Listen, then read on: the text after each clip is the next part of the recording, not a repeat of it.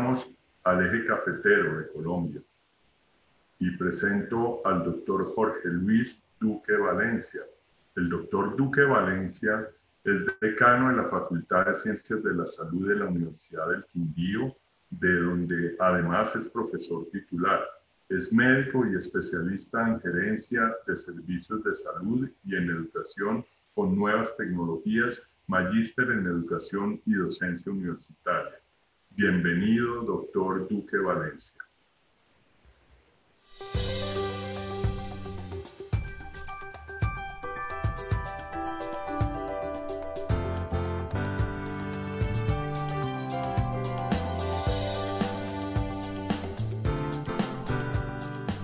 A todos, gracias, doctor Gómez.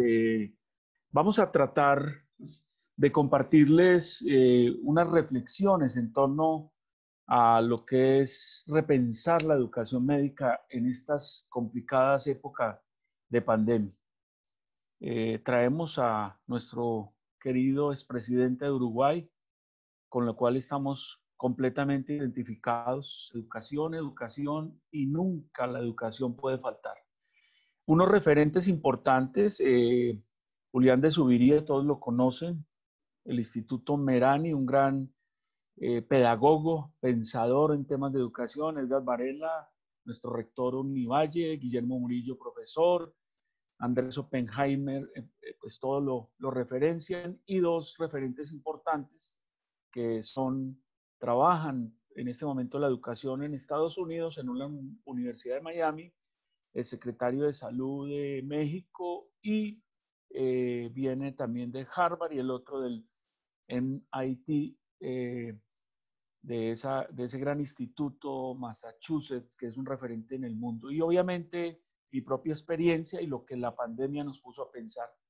Ya estábamos transitando, digámoslo así, el camino de la reflexión en torno a la educación previa a la pandemia, y para ello en nuestra facultad reflexionábamos sobre lo que ocurría en la educación en nuestra escuela y obviamente en el mundo, y para eso revisábamos el proyecto educativo de nuestra facultad y allí revisábamos un poco la misión y si la misión la estábamos cumpliendo adecuadamente o había falencias o había dificultades, y ya se leía en la misión que el modelo pedagógico que nosotros le veníamos apuntando era un modelo pedagógico de corte constructivista, sociocognitivo, experiencial.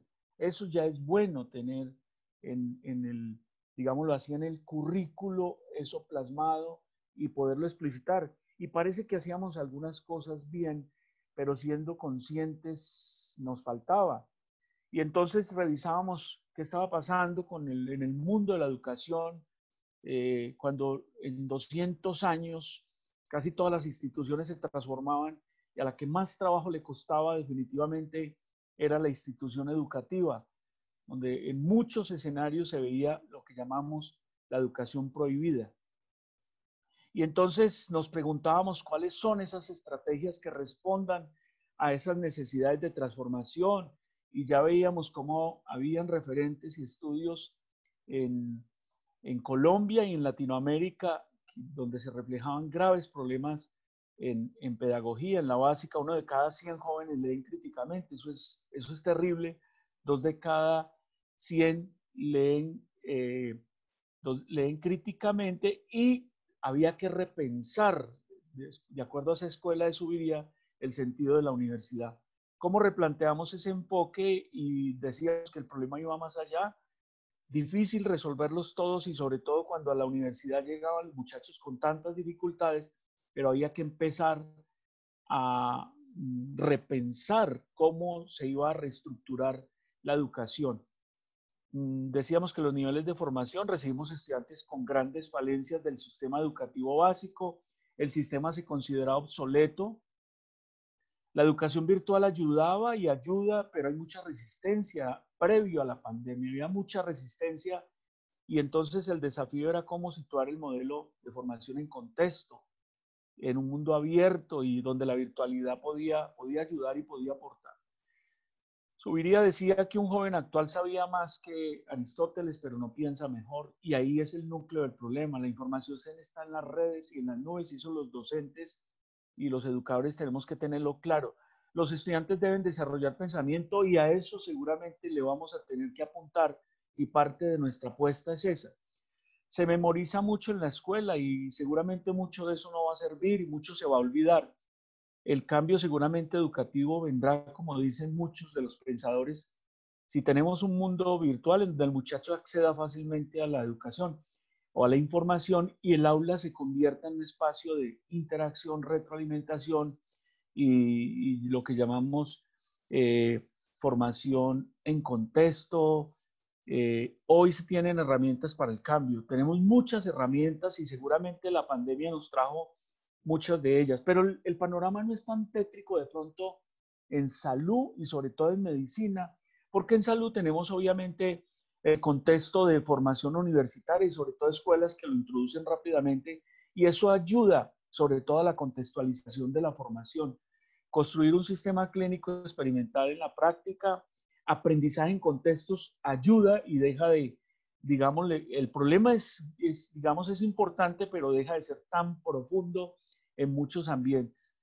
¿Qué maestro necesitamos? El que pueda utilizar tecnologías, y las facultades de educación están muy atrás de lo que el país realmente necesita. Un currículo donde el mundo universitario ha ido evolucionando a niveles de especialización. Medicina es el mejor ejemplo y seguimos replanteando, y desde Ascofame nos seguimos preguntando y seguimos indagando qué tipo de individuos y de ciudadanos necesitamos. ¿Cuál es el problema? Entonces el problema es que tenemos un modelo pedagógico predominante y tradicional, sigue siendo predominante. La estrategia metodológica predominante sigue siendo la clase magistral, y los actores, ambos o todos, docentes, estudiantes, administrativos, que se resisten al cambio, que cuando les preguntan si quieren cambiar, si quieren el cambio, dicen, levantan la mano casi todos, pero cuando dicen quién quiere cambiar, pocos sean los que levanten la mano. Y el otro gran problema, una pobre introducción de las TIC en la educación y unos actores que poco están preparados para lo que se vino. Y otra, una infraestructura tecnológica en las universidades y en muchas partes del mundo que aún tienen serias dificultades, con muchas falencias en la accesibilidad y la Internet, y muchos con muchas falencias en equipos. Y nos preguntábamos si el otro problema era estudiantes digitales. Yo me sigo preguntando si realmente esos muchachos son digitales o no son digitales. Nos preguntábamos y nos decíamos, ya había que muchos estudiantes de medicina, pues sencillamente cuando llegaban no sabían leer, aprenden heteroestructuralmente y por lo tanto la memoria es lo que prima, no tienen disciplina de estudio, aprenden y olvidan rápidamente, intentan siempre memorizar datos y eso termina siendo grave. En síntesis, tenemos desafortunadamente muchos estudiantes, muchos de ellos de medicina, que no desarrollan pensamiento. La mayoría de los docentes enseñan fundamentalmente datos y asimismo evalúan. Y los docentes enseñan de forma tradicional, heteroestructural, y por lo tanto su principal estrategia didáctica es la clase magistral. Y esto es lo que nos encontramos en muchas aulas. Yo creo que todos tenemos que aceptar esta realidad, todos tenemos que aceptar. Queremos que los estudiantes sean receptáculos que hay que llenar, que hay que introyectar información y llenarlos de información más que de conocimiento, con unas aulas muy cuadriculadas, con unas aulas muy de corte tradicional, donde poca se da espacio a la interacción. Previo a la pandemia, la educación venía en crisis, como lo hemos visto, se percibía una gran necesidad del cambio, pero no asomaban aún en la mayoría de las escuelas. Y el problema es que con educación virtual apenas nos estábamos preguntando si aportaba o no, ni siquiera la habíamos introducido para hacernos las preguntas. Y entonces la pregunta es, ¿qué cambió con la pandemia? Y la respuesta es, todo cambió. No más aula tradicional, no más presencialidad, no más escenarios de práctica en la mayoría, ni siquiera las salas de simulación durante este tiempo se pudieron usar. Y entonces, claro, el mundo cambió. y el mundo nos cambió y tenemos que adaptar eso y la única opción posible durante este tiempo ha sido la educación mediada por TIC en un mundo que nosotros ni la mayoría estaban preparados para ello. Y esto es lo único que tenemos de opción. La solución desde la Universidad del Quindío y la Facultad Salud, la verdad asumimos este reto con mucha responsabilidad. ¿Qué hicimos? Se mejoró la capacidad de la plataforma Moodle, se compraron licencias para interacción sincrónica con Cisco WebEx casi una por docente, 1.100 se compraron. Se hizo capacitación tanto en la universidad como en mi facultad. Mi facultad fue la primera que dijo sí y la primera que puso padrinos. Se compraron planes de datos, se entregaron alrededor de 400 estudiantes, se entregaron tablets y, o importantísimo, entramos en un diálogo permanente con docentes y estudiantes acerca de la importancia de continuar. Les dijimos a todos que teníamos que seguir en el barco, que la educación era una de las mayores armas que teníamos para vencer la mayoría de los males de la sociedad. Y estábamos frente a un mal que iba a generar muchos males. Y todo el mundo lo entendió, porque nadie paró, nadie paró. Tuvimos ese privilegio, logramos mantener a todo el mundo ahí. ¿Qué hicimos? Mire, esto yo creo que es gran parte de la apuesta de lo que hicimos y yo creo que es mucho de lo que tenemos para mostrar.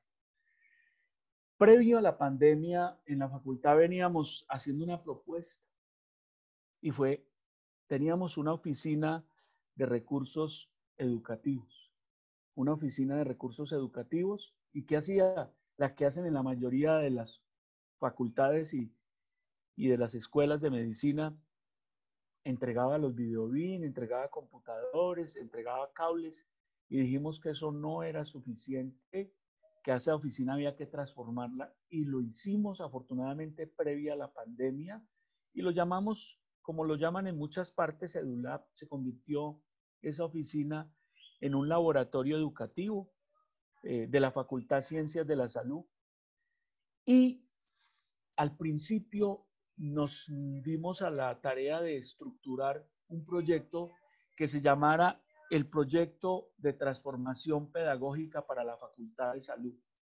Un proyecto que lo empezamos a escribir previo a la pandemia y que se aceleró, digamos, durante la pandemia. Básicamente una estrategia de acompañamiento para el fomento, para la transformación de la práctica docente y obviamente ya después en entornos educativos. Eso se convirtió, digámoslo así, les digo porque recientemente logramos iniciarlo hace 2 meses, pero el proyecto venía caminando, el EduLab venía caminando, ya incluso estaba acompañando el posgrado de ciencias biomédicas y ya estaban haciendo trabajo con virtualidad. Y teníamos, digámoslo así, 2 actores. Uno, como ustedes la ven ahí, una persona especialista mucho en tecnologías, ya con 8 años de experiencia en la unidad de virtualización de la universidad. Esa persona, la idea es que empezara a liderar esa oficina, la logramos tener allí y logramos convencer a las autoridades, a las directivas de la universidad para que tuviéramos un docente inicial que viniera de una escuela de pedagogía, biólogo, pero con muchos ímpetus, muchas ganas y formación ya en algunas escuelas de corte constructivista.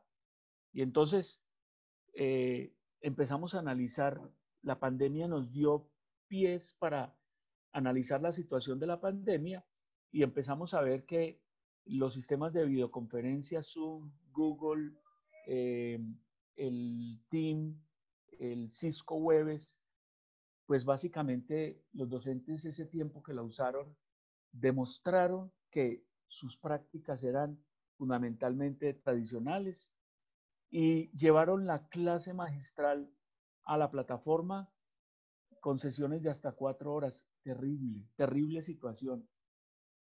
¿Qué vimos también? Una plataforma Moodle con dificultades en el uso, con falencias en el uso, muchos que apenas de tenerla, a pesar de tenerla, no la usaban, y algunos que de pronto ya empezaban a usar el Google Classroom. Muchos docentes no tienen claridad, no tenían claridad en la forma de integrar ambas y se detectaron debilidades en la planeación de las asignaturas y en la articulación didáctica de las TIC. Algunos docentes presentan debilidades al momento de adaptar su práctica y entonces la justificación, básicamente la necesidad que se evidencia en nuestra facultad y creería que en la mayoría de las facultades de apropiar un modelo pedagógico, ojalá de corte constructivista, como lo dice el, el, el proyecto educativo de la facultad, con teorías cognitivas, teorías del aprendizaje y modelos de aprendizaje basado en problemas. Yo creo que es una mezcla de eso, con unos objetivos generales como era implementar al interior una estrategia de acompañamiento y fortalecimiento de su quehacer, consolidar una comunidad práctica de aprendizaje al interior de la facultad y teníamos muchos objetivos específicos. Planear estrategias de acompañamiento, formar a los docentes en el diseño de estrategias didácticas activas, promover espacios de innovación, promover diseño de secuencias didácticas que integren el TIC al quehacer pedagógico, proponer línea de investigación, y eso ya lo estamos apuntando, semilleros de investigación, generar procesos de extensión social a través de las cuales se hace transferencia de conocimiento y consolidar un equipo de docentes, modelo de prácticas innovadoras y colaborativas. Si ustedes me preguntan en qué vamos, esto lleva 2 meses. Yo aspiro en un siguiente encuentro a Escofame presentarles resultados concretos. Hicimos una encuesta inicial que nos permitió ver el estado del arte de los docentes. Hacemos evaluación a mitad y hacemos evaluación al final, pero esto, la intencionalidad es que se fortalezca, no muera y por lo tanto se privilegie en la facultad en el tiempo. Ahí, como le digo, ustedes ven objetivos de corto, mediano y largo plazo, pero ya se están viendo. Yo creo que esto es para mostrarlo. ¿Cuál es el mensaje final, digámoslo así? Vencer nuestras propias resistencias al cambio, docentes y estudiantes. Prepararnos más para un futuro de permanente cambio. Un futuro que no va, que es dinámico. Un futuro que no es predecible absolutamente como nos acaba de ocurrir. Y entender que la educación del presente, futuro inmediato tendrá que ser 50-50 o parecido. 50 presencial, 50 virtualidad. Y para ello nos tenemos que preparar y fortalecer. Mire, la mediación TIC llegó y hay que aceptarla, pero hay que utilizarla, privilegiarla y seguramente usarla bien, porque seguramente la gran crítica que le cabe a la mediación es su mal uso o su inadecuado uso. Que con los estudiantes disminuyamos la justa proporción de las clases magistrales, tanto en lo presencial como en lo virtual, y generemos estrategias didácticas como la lectura dirigida, el taller, el seminario, estrategias de aprendizaje basado en problemas, etcétera, que facilitemos en los estudiantes desarrollar disciplina y seguramente mucho de ello se logra con la exigencia y con el convencimiento de que eso sirve, que desarrollemos mucha autonomía. Yo creo que la virtualidad nos ayuda a desarrollar esa autonomía y muchos lo están viendo, que incentivemos en los estudiantes su pasión por lo que hacen, mucho a través del ejemplo, que los docentes comprendamos que nuestro verdadero rol en la educación es el de facilitador, guía, que facilitemos la creatividad y la innovación y no prohibamos ningún tipo de manifestación en el estudiante, que dejemos que los estudiantes indaguen, escudriñen, se pregunten todo el tiempo, generen su propia visión de mundo, de concepto, que todo el tiempo invitemos a la utilización de herramientas que propenden por aprendizaje significativo y ahí tienen algunos de ellos, muchos de ellos son organizadores gráficos, que visibilicemos siempre lo que pretendemos con los muchachos, que más que preguntar datos, se olvidan muy rápido, que evaluemos otro tipo de competencias o resultados de aprendizaje, como los llamamos ahora, y con lo anterior acabamos la angustia de los docentes por enseñar y los estudiantes por memorizar. Y yo creo que empezamos por estructurar otro tipo de aulas, porque gran parte de lo que el mundo nos está demandando es esto. que seguramente vamos a tener que utilizar la tecnología y alternada, como dice, la alternancia, pero en una y en la otra se va a tener que interactuar, que tenemos que estar interconectados obviamente con un mundo eh, a través de la tecnología nos va a permitir que mucho de la práctica lo podemos llevar a ello también y puede haber mucha simulación y seguramente mucho del mundo se va a comprender mejor. Tenemos que utilizar herramientas de la realidad aumentada. Definitivamente ese escenario de aula lo tenemos que transformar. La simulación se tiene que privilegiar porque el mundo seguramente nos está llevando a que los escenarios de práctica reales cada vez cuestan, tienen más dificultades y no estamos lejos de que nos los prohíban. Y entonces vamos a tener que explorar mucho de esto, que vamos a tener que introducir muchos trabajo colaborativo, metodología de los proyectos de aula, educación por proyectos. Yo creo que si queremos que transformar la educación, estamos en un buen momento para que a muchos de forma obligada que les llegó, a otros que ya lo venían pensando, no tienen tantas dificultades para cambiar paradigmas, lo hagan. Entonces, queridos educadores, queridos médicos, querido población salud, bienvenidos al futuro, que creo que ya es el presente. Es momento ya de la transformación. Muchas gracias.